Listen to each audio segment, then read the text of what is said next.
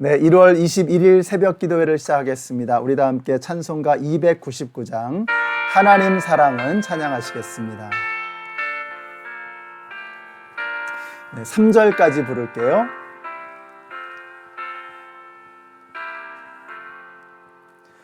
하나님 사랑은 온전한 참 사랑 내 맘에 부어 주시사 충만케 하소서. 내 주님 참 사랑 햇빛과 같으니 그 사랑 내게 비추사 뜨겁게 하소서.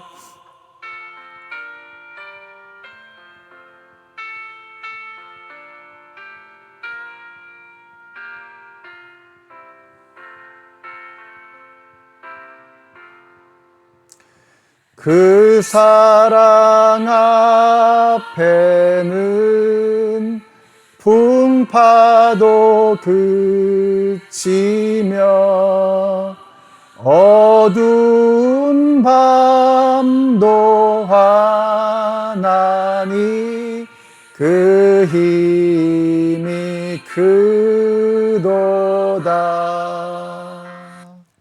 아멘. 오늘 우리에게 주시는 하나님 말씀은 시편 95편의 말씀입니다. 그 중에서 1절부터 5절까지의 말씀을 읽겠습니다.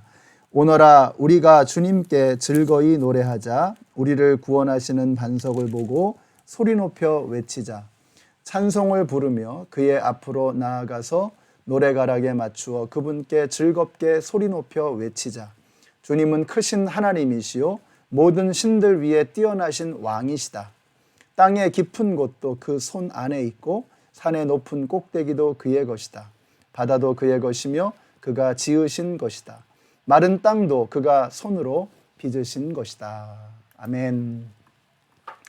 네, 시편은 이 장르로 구분해 볼 때 그 안에 대략 한 10가지 정도로 분류가 됩니다.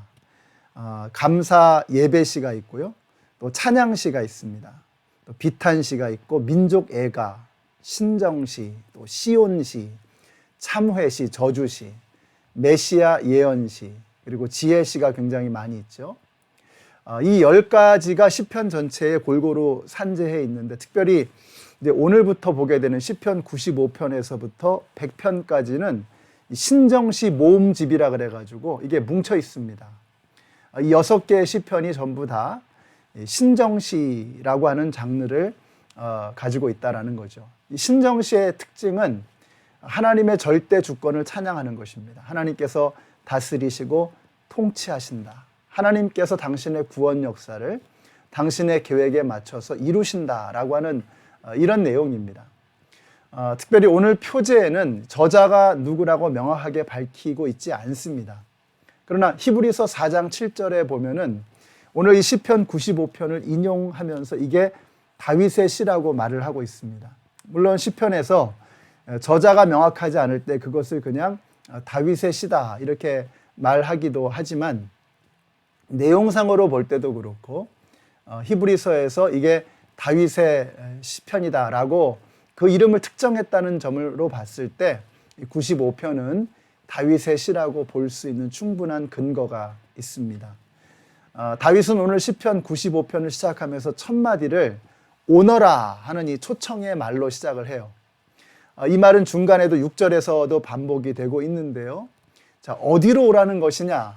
오늘 95편의 표지에도 나오는 것처럼 주님께 예배하고 복종하라고 했는데 이게 예배에 관한 거거든요. 그러니까 예배로 나오라는 것입니다. 근데 오라라고 했으니까 다윗이 지금 어디에 있는 거예요? 예배의 자리에 있는 것입니다.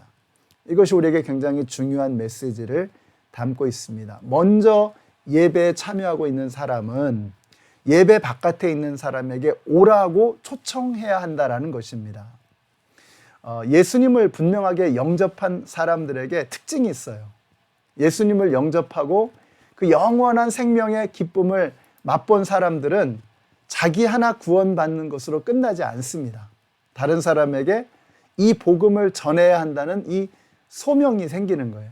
그래서 가까운 가족들에게 전도를 시작하고 또 친구들과 주위 사람들에게 복음을 전하려고 애를 쓰기 시작하는 겁니다. 이게 자연스러운 거거든요. 좋은 것을 경험한 사람은 그것을 다른 사람들과 나누고 싶어지는 겁니다. 또한 그것은 의무이기도 합니다. 우리 예수님께서 명령하셨잖아요. 너희는 가서 모든 족속으로 제자를 삼고 아버지와 아들과 성령의 이름으로 세례를 주라고 말씀하셨어요. 그러니까 예수님이 주신 명령이라는 것입니다.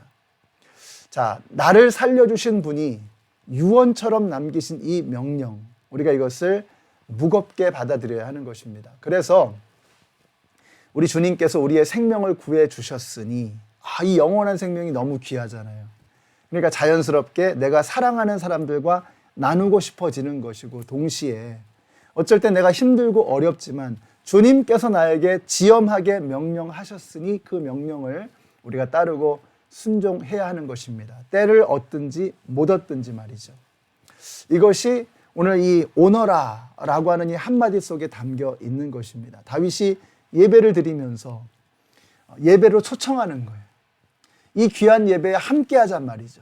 동시에 하나님의 마음의 소원이기 때문에 그것을, 그 명령을 받드는 것입니다. 특별히 저는 오늘 말씀의 7절에 큰 은혜를 받습니다. 7절에 이렇게 말씀하죠. 그는 우리의 하나님이시요 우리는 그가 기르시는 백성이며 그가 손수 이끄시는 양떼다라고 이렇게 말씀하고 있어요. 이게 무슨 말이냐? 하나님은 목자이시고 우리는 양이라는 것입니다. 그러니까 시편 23편이 생각나죠. 여호와는 나의 목자시니 내가 부족함이 없으리로다. 그가 나를 푸른 초장에 누이시며 쉴 만한 물가로 인도하시는도다. 이렇게 말씀하세요. 그렇습니다. 양은 누울 수 없는 동물입니다. 그가 양이 무슨 달리기가 빠른 것도 아니고 발톱이 있는 것도 아니고 이빨이 있는 것도 아니고 뿔이 대단히 날카롭고 위협적인 것도 아니고, 근데 양은 힘이 없어요. 그러니까 늑대가 달려오면 꼼짝없이 밥이 되는 게 양입니다. 그러니까 한시도 긴장을 늦출 수 없고 누울 수 없는 존재예요. 그런데 누워 있는 거예요. 이유는 하나입니다. 여호와께서 목자가 되어주시기 때문인 거죠. 오늘 다윗이 노래하는 겁니다. 그는 우리의 하나님이시오 우리는 그가 기르시는 백성이며 손수 이끄시는 양떼라고 이야기하는 겁니다. 사랑하는 연합장로교회 성도 여러분, 나 혼자 헤매고 다니면 안 됩니다. 목자 되시는 여호와 하나님 곁에 머물러 있어야 합니다.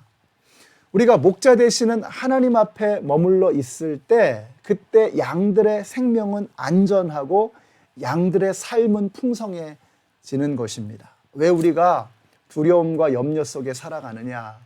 왜 우리의 삶이 이렇게 피폐해져 가느냐? 가만히 생각해 보면 목자 되시는 하나님의 임재로부터 우리가 멀리 떨어져 있는 거예요. 하나님은 우리를 찾아서 헤매이시는데, 목자가 양들을 찾아 헤매이시는데 우리 자꾸 도망 다니는 겁니다. 엉뚱한 데 관심을 두고 다른 데 우리의 한눈을 팔면서 흩어지는 거예요. 뿔뿔이 흩어지면서 길을 잃어버리는 것입니다. 오늘 우리가 하나님께서 목자이시고 우리는 양이라고 하는 사실을 기억하심으로 여호와 하나님 곁에서 풍성하고 안전한 하루를 보내시는 오늘 저와 여러분이 되시기를 우리 예수님의 이름으로 축원합니다. 기도하겠습니다. 하나님 감사합니다. 오늘 말씀을 통해서 여호와가 목자가 되어주시고 우리는 하나님의 양임을 알게 하시니 감사합니다. 양들이 목자 곁을 떠나지 않으므로 그 생명의 안전함을 누리고 삶의 풍성함을 누리는 저희들 모두가 되게 하여 주시옵소서. 예수님의 이름으로 기도드렸습니다. 아멘. 네, 오늘 여호와께서 목자가 되어주심을 기억하시고 주님 곁에서 머무르는 저와 여러분이 되시기를 바랍니다.